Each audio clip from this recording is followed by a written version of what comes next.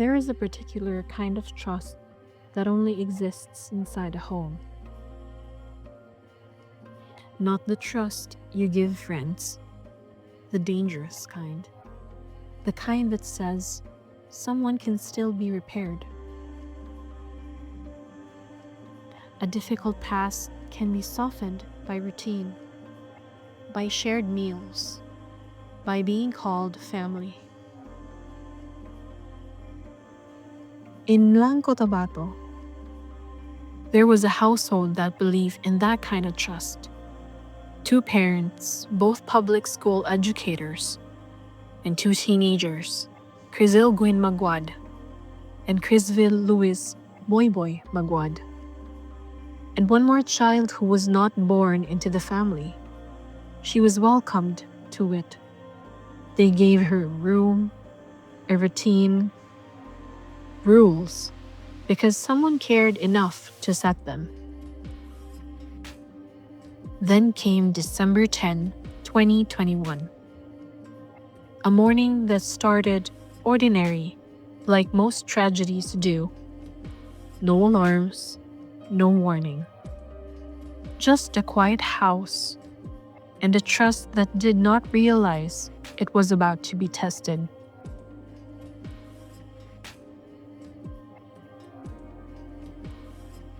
That morning, the parents were away.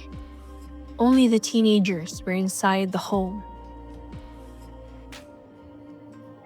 Later, a post appeared online, a plea for help, a claim that strangers entered the house, that someone hid, and that someone survived.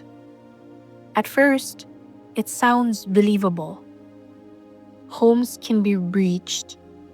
Harm can come from outside. But the house did not agree.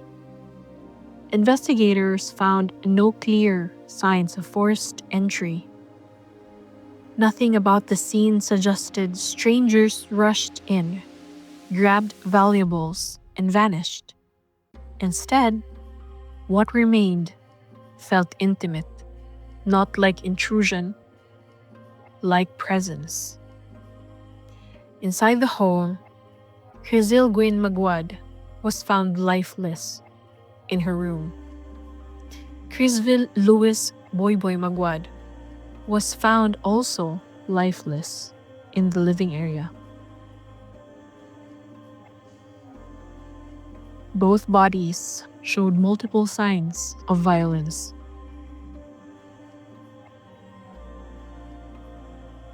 Objects were scattered, but not in the way burglary scatters objects. More like the room had been used, not searched. And as investigators listened to the story started to change. Details shifted, timelines loosened, confidence thinned out. Eventually, the narrative collapsed. There were no strangers. There was no outside invasion. What happened in that house did not arrive from the street. It was already inside.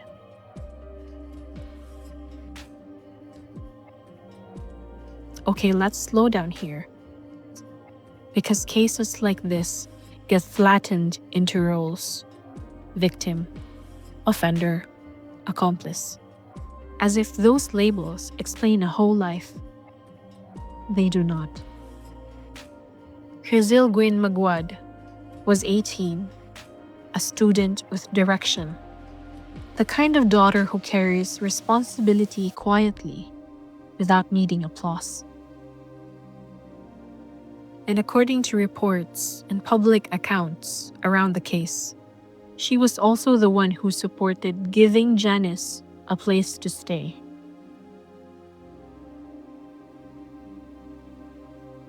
Crizzlle or Boyboy Maguad was 16, a soft-spoken kid, a teenager still growing into himself. Then there was Janice Sabial Emuelin, a minor under state care at the time. reportedly moving in and out of the Department of Welfare and Social Development. The word people often use is troubled, but that word is lazy. It can mean anything, and it explains nothing. And Esmeraldo Cañedo Jr., another minor. Someone described in news coverage as quiet and church-involved. The kind of person people rarely suspect until after the fact. This is one of the most unsettling features of the case. Not that harm just happened, but that it happened in a space designed to be safe. In the Philippines, minors are handled differently under Juvenile Justice and Welfare Council guidance and the Juvenile Justice and Welfare Act of 2006, or also called as Republic Act 9344. The idea is not to pretend harm is small. It is to recognize that development is still unfinished, that there is a hinged concept in the law that matters a lot here, which is discernment. Under Juvenile Justice and Welfare Act of 2006, a child above 15 but below 18 may be exempt from criminal liability unless the court finds the child acted with discernment. In simple terms, they understood what they were doing and that it was wrong. In May 2022, a regional trial court in Cabacan, Cotabato, found both minors guilty on 2 accounts and imposed lengthy sentences under the Youth Justice Framework. Then, in February 2024, the Supreme Court of the Philippines also published guidelines to help courts determine discernment more consistently in cases involving children in conflict with the law. So, the system is trying to balance 2 uncomfortable truths at once. 1, young people can change. And 2, some actions still require serious accountability. However, psychology complicates it a bit more further. Teen brains are still developing the skills that help people pause, predict consequences, and resist pressure. That is real, but it is not a free pass. Also, law does not measure brain development directly. It measures behavior, context, and the evidence of understanding. In this case, the court concluded understanding was present.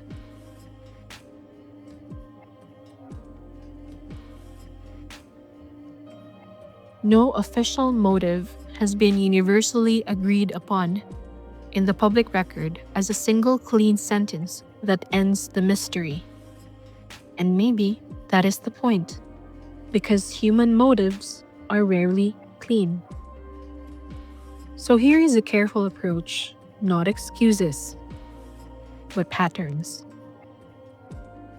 One pattern that shows up in psychology is displaced emotion, when feelings that are too threatening to face are directed toward a safer target.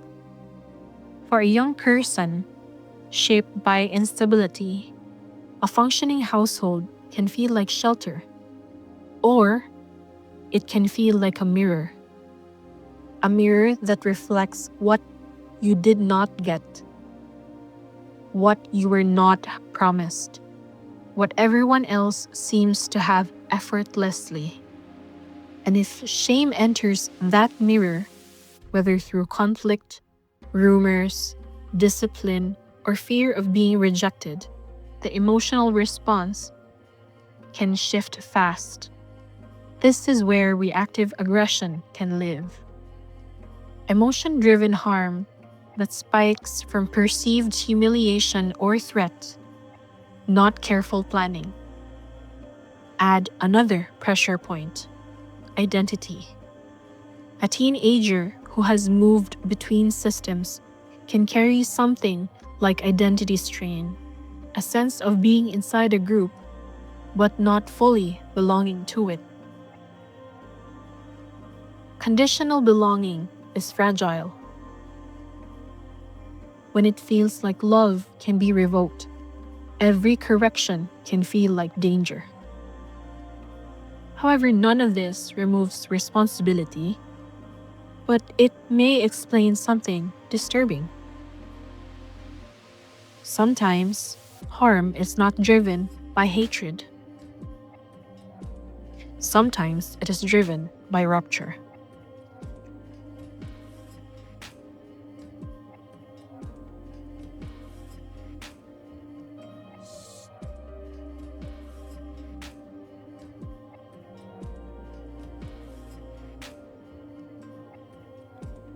A person does not always strike because they feel powerful.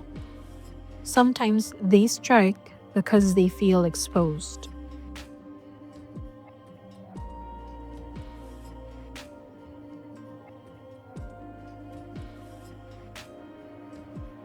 When the public talks about this case, attention naturally locks onto the moment everything broke. But prevention lives earlier than that. This child, Janice, passed through multiple forms of care.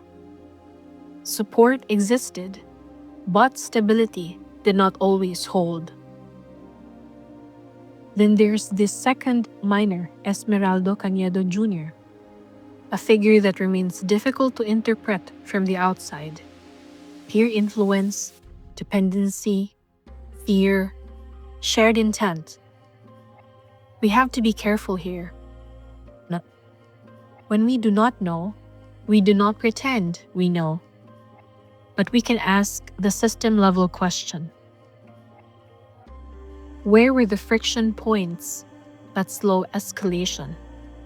Teachers, guidance offices, social workers, community adults.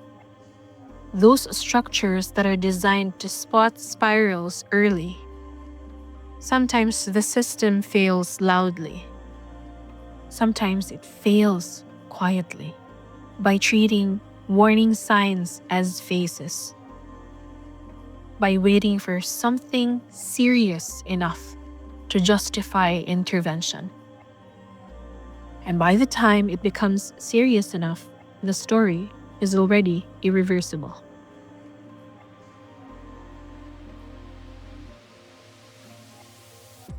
Crizzle Gwyn and Crizzle Maguad are gone. Their parents live with an absence that language cannot properly hold. Janice Bial Emwilin and Esmeraldo Cañedo Jr. remain under the justice system's custody and process, shaped by the idea that change is still possible, even after irreversible harm. This case reignited national arguments: age of criminal responsibility, discernment, protection versus accountability.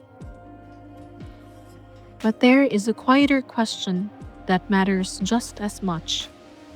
Before a law intervenes, before sentencing, before courtrooms and headlines, what pain accumulates in a child so quietly that adults call it attitude, call it rebellion, call it drama, until one day it stops being quiet. And one last question to sit with. In your own community, how often does silence convince us that nothing is wrong until it's too late?